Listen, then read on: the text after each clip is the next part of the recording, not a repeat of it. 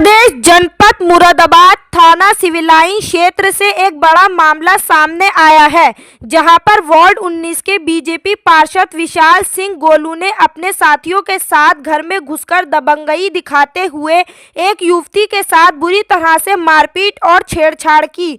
आरोप है कि बीजेपी पार्षद ने युवती के कपड़े फाड़े और उसके गुप्तांगों को छुआ और अपनी दबंगई दिखाते हुए अपने गुर्गों के साथ प्रार्थनी के घर में जबरन घुसकर लाठी डंडों और धारदार हथियार से प्रार्थनी के परिवार के साथ और उसके साथ जमकर मारपीट की। वहीं आप वीडियो में भी साफ देख सकते हैं कि किस तरह से बीजेपी पार्षद छत पर से चढ़कर दबंगई दिखाता हुआ नजर आ रहा है। ये देख सकते हैं कि बीजेपी पार्षद की दबंगई, क्या घर में घुसकर बीजेपी पार्षद किसी के साथ भी मारपीट और छेड़छाड़ कर सकते हैं? क्या उन्हें ये लाइसेंस मिला हुआ है? वहीं आरोप है कि उपरोक्त आरोपी लोग प्रार्थनी को जान से मारने की धमकी देकर गए। वहीं बीजेपी पार्षद ने धमकी दी कि हम बीजेपी के कार्यकर्ता हैं, सरकार हमारी अपनी है, कोई हमारा कुछ नहीं बिगाड़ सकता। ये देख सकते हैं बीजेपी पार्षद की दबंगई। वहीं प्रार्थनी का आरोप है कि अगर ये पार्षद है तो इसका मतलब ये नहीं कि किसी के घर में घुसकर इस तरह से बदतमीजी करेंगे।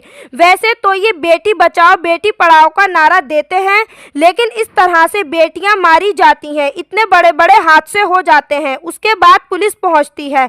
बाद में पुलिस क्यों पहुंचती है? सिर्फ पंचनामा बनने के लिए प्रार्थनीय की हमने इतनी प्रार्थना पत्र दे रखे हैं, लेकिन उस पर आखिर क्यों कोई कार्यवाही नहीं हो रही है? सिर्फ इसलिए कि वे बीजेपी पार्षद हैं। वही प्रार्थनी ने आज तंग आकर एसएसपी महोदय को प्रार्थना पत्र दिया है। आरोप है कि उक्त पार्षद शुरू से ही गुंडा है और उसने गुंडा राज फैला रखा है। ये बीजेपी पार्षद अपराधी हैं, तो क्या इसी तरह से आम जनता इनका अत्याचार सहती रहेगी? वहीं प्रार्थना ने कहा है कि अगर मेरे परिवार वालों के साथ कुछ भी होता है तो उसका जिम्मेदार बीजेपी पार्षद विशाल सिंह गोलू और उसका पूरा परिवार व पुलिस प्रशासन होगा। आरोप है कि रेल चौकी के सिपाही प्रार्थनी के घर में घुसकर तोड़कर, जबकि आरोपी बैठे हुए थे, लेकिन पुलिस उन्हें क्यों नहीं लेकर गई और पुलिस ने प्रार्थनी का मेडिकल तक नहीं कराया। प्रार्थनी भी सुनवाई नहीं की गई। मुरादाबाद से मोहम्मद समीर की रिपोर्ट। मेरा नाम है राखी, मैं अशोकनगर जानवर के अस्पताल के पीछे से हूँ। कल रात मेरे घर में हमारे उसका बीजेपी का पार्षद है जो कि अभी हाल में ही बना है, विशाल सिंह गोलू उर्फ उसका जो छोटा भाई है छोटू और दिशान दुबे, चंदन और दो नाम मुझे अज्ञात है। एक शायद एनसीसी में है या शायद पुलिस का कांस्टेबल है, मुझे कंफर्म नहीं है। उसका मौसा और लल्लन सिंह जो कि उनका फादर है, ये सब मेरे घर में घुस गए। मेरे मम्मी पापा और मेरी छोटी सिस्टर जो कि अनमैरिड है, वो घर में अकेली थी। इन्होंने घर में घुसने से पहले तो कैमरे तोड़े, फिर उसके बाद घर में घुसे और उन्होंने खूब मारपीट करी। मेरी बहन को खूब लोटा लोटा के मारा। दिशान दुबे ने मेरी बहन के साथ बहुत ही ज़्यादा गलत तरीके से बदतमीजी करी है, उसके शरीर पर ये निशान देखे जाएँ। और चंदन ने भी बहुत ज़्यादा वो करी है। अगर ये है तो इसका मतलब ये थोड़ी ना है ये किसी के भी घर में घुस के बदतमीजी करेंगे या किसी की बहन। वैसे तो बेटी बचाओ बेटी उसको नारा देते हैं, ऐसी ही तो बेटियां मारी जाती हैं जो इतने बड़े बड़े हादसे हो जाते हैं। उसके बाद पुलिस पहुंचती है। पुलिस क्यों उसके बाद क्यों पहुंचती है? कोई किसी की बेटी मर जाएगी, वो तो गला घोट रहा था तो पंचनामा करने आएगी? जब हमने इतनी ऑलरेडी पहले से एप्लीकेशन दे रखी है, बीसीओ दे रखी है, उसका अभी तक ऑब्जेक्शन क्यों नहीं हुआ? सिर्फ इसलिए नहीं हो रहा कि वो पार्षद है। इसका मतलब आम भाजपा से अगर हम आम जनता हैं तो आम जनता की कोई सुनवाई नहीं होगी। आम जनता बेवकूफ़ है, ऐसी इन लोगों के अत्याचार सहती रहेगी। कितना उसने इतना गुंडा राज फैला रखा है, हमारा सड़क से निकलना दुश्वार कर रखा है। कल उसके फादर ने मेरे फादर का रास्ता रोक लिया, जबकि मेरे पापा सीधे साधे हैं, इसलिए वो बेचारे घर में चुपचाप आ गए। लेकिन उन्होंने फिर उसके बाद घर में घुस के हमारा सारा कैमरा वैमरा सब तोड़ दिया। और मुझे उनकी गिरफ्तारी चाहिए जल्द से जल्द, क्योंकि अगर मेरी सिस्टर या मेरी मम्मी मेरे पापा के साथ कोई भी दुर्घटना होती है तो इसके जिम्मेदार विशाल सिंह गोलू और उसकी पूरी फैमिली व पुलिस प्रशासन होगी, क्योंकि अभी तक मेरी कोई सुनवाई नहीं हुई है। और मैंने जो कुछ मेरा सामान है वो मुझे वापस चाहिए, जो वो लेकर गए हैं अभी तक। चौकी हमारी लगती है रेल, हाँ, थाना लगता है सिविल लाइन। चौकी पे हम नहीं गए थे, चौकी से ऑलरेडी 2 पुलिस वाले आए थे। मैं अपने मम्मी पापा को लेकर हॉस्पिटल जा रही थी, लेकिन मैं किसी कारणवश रास्ते में से वापस आई तो मैंने देखा, मैं घर अपना लॉक करके गई थी, उसके बावजूद भी लॉक खोल के पुलिस वाले मेरे घर में घुस गए। और जब मैंने घर में घुसी तो मैंने पुलिस वालों को अपने घर में पाया।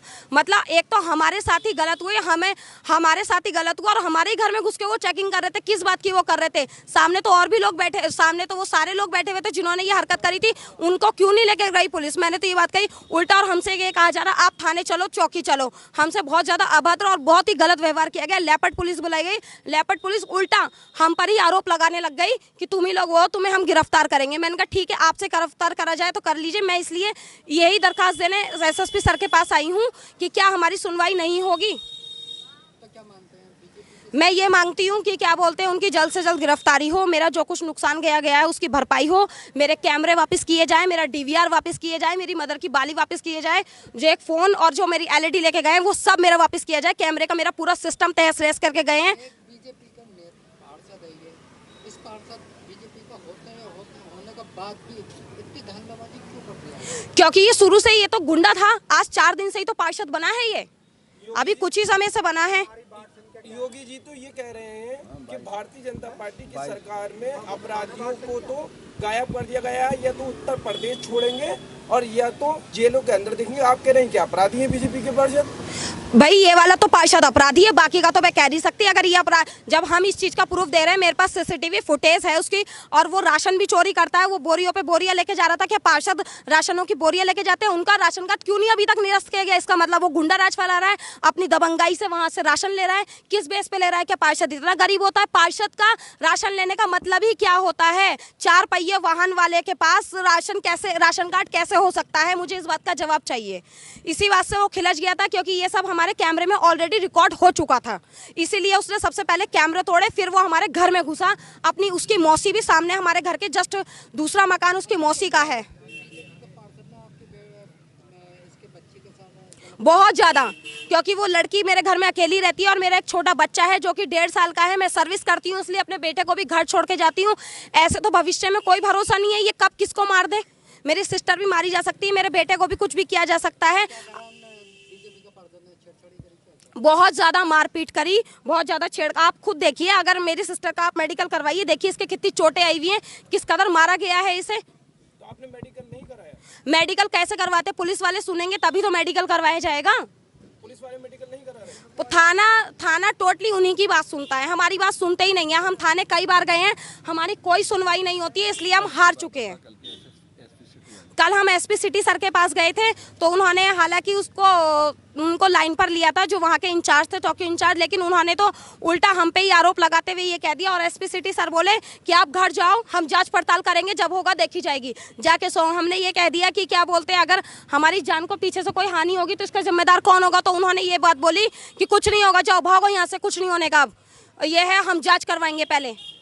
अगर इतनी देर में तो वो जाँच ही करवाते रह जाएंगे, दूसरा इंसान तो जान से चला जाएगा, इनकी तो जांचें ही हो जाएंगी। अगर मेरी सिस्टर को कुछ हो जाएगा तो ये अपनी जांचों से उसे वापस ला देंगे। मेरे फादर को कुछ हो जाएगा तो क्या इनकी जांचें मेरे फादर को वापस ला देंगी? मैं ये जानना चाहती हूँ बस।